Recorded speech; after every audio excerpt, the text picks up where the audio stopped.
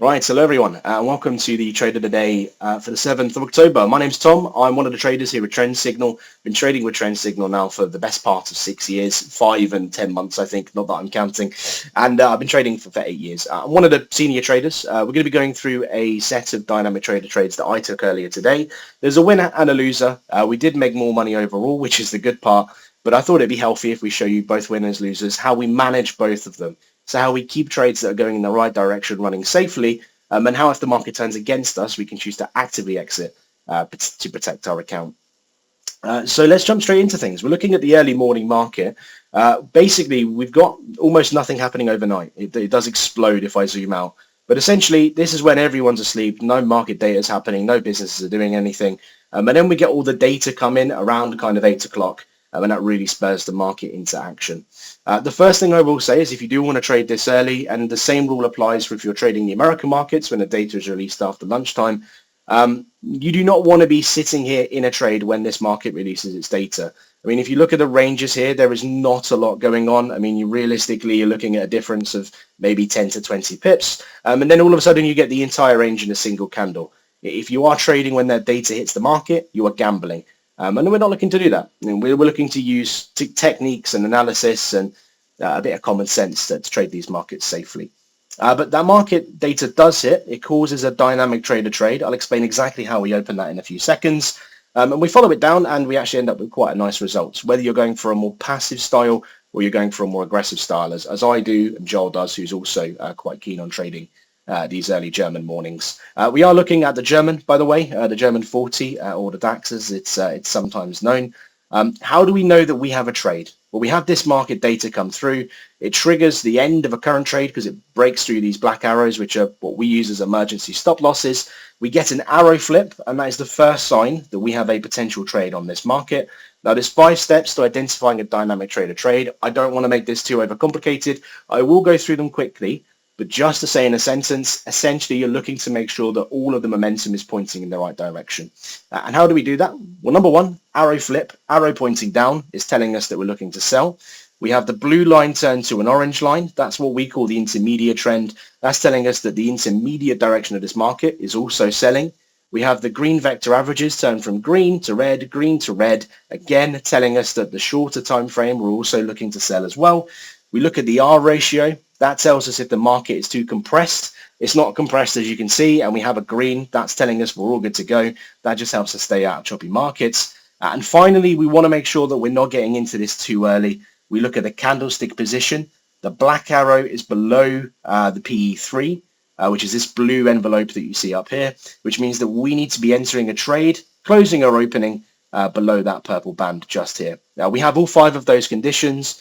Again, don't worry, we can show you this. We do live sessions and live workshops. We'll talk about them later. But that means that this is an entry, which means that we enter this trade. At the top is a red candle, so the market open is just here at 19155.50. You can see that at the top here, by the way, if you want to verify for yourself. It says 19155.50. And we're in this trade. Fantastic. What are we aiming for? What's our targets? How are we going to manage this? There's a few ways to do this with Dynamic Trader, and it's my favorite strategy for a reason.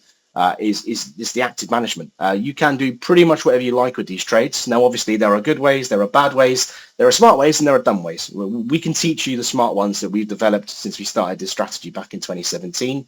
But one of the one Adrian quite likes, and I'm going to make this chart a bit bulkier just so it's a bit clearer for you, is talking about a tug-of-war analogy. So we enter the market around here, we get this kind of back and forth action. I don't have a pen tool, otherwise I would draw. But you get this kind of little whipsaw. It's only a few pips. It's nothing crazy. But you get a little bit of back and forth. And what this is the buyers and the sellers are fighting each other and looking for who's going to control this market. We wait for the market to break, which gives us a confirmation that this trade is going to keep going further. And what we look to do is we look to take risk off the table. Now, someone who is brand new to DT and is just reading off the charts, I mean, we never advise you to do this, but it's something that some people do choose to do. Is they can just follow these black arrows. These are emergency stop loss arrows. These give you the furthest point in the trade that you want to be holding on to it, essentially. As soon as it hits a black arrow, you're out of that trade, regardless of the circumstance. It's just there to protect your account and make sure that you're only risking a certain amount of money. Also locks in profit over time, which is always handy as well. But what we do is we wait for this tug of war analogy kind of thing to break down this market structure, to shoot through, and we look to lock in towards the top of that tug of war analogy. So we're now locking into here. This does a couple of things. Number one, our risk has decreased massively. We're no longer looking at a 51 pip stop. We're actually looking at a stop loss that puts us, I believe, slightly into profit. So this was the sell we've opened here. Yeah, so we've taken a few pips of profit already. We've gone from 19155.50 down to around about 15155. So we're looking at 4 pips. That is not going to retire us. It's not an amazing gain. But the point is, we now cannot lose this trade. Okay, within 2, 4, 6, 8 minutes. So at the 8-minute mark, we are now at a point where we cannot lose this trade. We've made 4 pips. Again, not fantastic. It's just account protection. From this point, I would move to being a little bit more aggressive in knocking this down. So what we're going to be doing is looking for these natural highs and natural lows that the markets create as the trade develops. So we get this candle, shoots down, we lock in here. We get this candle, shoots down, we lock in at the top.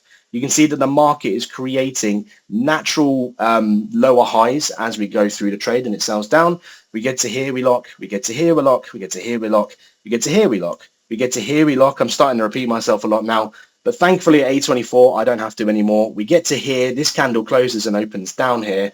We lock in here, and during the market, you can see that the wick of that candle pierces through our stop loss, and we exit our position at about 19071.50. What does this mean for us? Well, that means that we've just taken an 84 pip winner. Our initial stop loss was about 51 pips, which means that on this trade, we've looked to make about 2.35% of our account back to put into our pocket. To give you a bit of context for that, if you were trading with a £1,000 account, that's £23.50. If you're trading with a £10 account, it's £235. And so on, especially if you're trading this with a larger account, either because you put more money in or you're doing a funded account or something similar, or you just compounded your trades up over time. This is how this turns into what starts as a side project with a side income and turns into significant income pretty quickly. As I say though, this wasn't the entire session that I traded. I did try to trade for a little bit longer. I ended up doing about an hour and 15 minutes. Unfortunately, the next trade we did have was a loss, but I will show you it anyway, just because again, I want to show you how to manage these trades. So here we have a potential entry. We have a flip of the arrow. I can tell you now it's not an entry. Night and day. Number one, the arrow's here because it's above this blue band. We need it to be above the purple. But there's other factors as well. We haven't come back through and pierced this mid channel. That's important for finding a new trade once you've had the exit of a trade. All of the averages are against us. This is basically saying, yeah, you'd expect a bit of a push back to the middle, but it's not going to be strong enough for us to bother buying this. So we sit on our hands. We don't take that trade. We get the arrow flip as the candle hits it. We flip over. Do we have a potential sell trade here? No, we don't. For the simple reason we still haven't had a change color in these vector averages here. So there is potentially a little bit more movement that you could take here if you wish to, but this isn't part of the standard trades we recommend. And just for safety reasons, we avoid them. And as you see, it does actually end up going a little bit lower. So some advanced traders may take a couple of pips, but we just sit on our hands as a general rule. However, we do get a potential trade coming up a little bit later on. You see we get this arrow hit again. It flips over. So what do we have in front of us? We have an R ratio that's positive. We have a candle flip. Now the candle is outside of the blue, which means the candle needs to open or close above the black, which it does, which means that that's perfectly fine. We have the momentum changing from selling to buying from orange to blue, which means that that's a valid entry. And we have the vector averages. They've changed from red and they've both changed to green. So this is a potential valid entry. Essentially what has happened is the market has sold off, it's ratcheted back up to the middle, and we're looking to see if we can take a couple of pips as it goes back to the other side if it's oversold. Now that does happen, actually. If you were really brave and held on to this trade for the entire time, then you would have made money on this trade. That's not what I'm doing. I've already made my day's worth of pips. You know, you can go for 10 pips a day. That's a massive return when averaged up over a year with the compounding. I'm not looking to do that. I've made my, what did I say, like 84 pips previously, something like that. I'm looking to protect my account. So what happens is we enter this trade. Unfortunately, it's a little bit too early for the market. It starts to break down. And what happens is we close out a couple of minutes later below this black band on the opposite side. And I take that as a cue to exit this trade. So I exited here. It worked out as something like a 10 pip loss.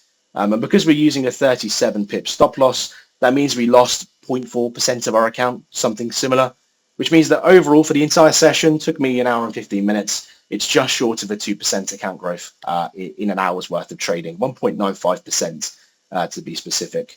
So again, just to give you some cash values to put that into a bit of context, if you're newer to trading, if you're trading with £1,000, that's £19.50. If you're trading with 10 grand, that's £195. If you're trading with a 100k account, either because you are somebody who's coming into this with more money, or you're doing the funded approach or something else, then that is nearly £2,000 from trading from an hour.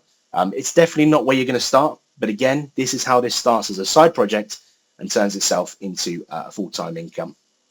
That's pretty much it from me. I'm going to be trading throughout the rest of the day, but I've had to make some calls this morning, so I have dipped out a little bit earlier.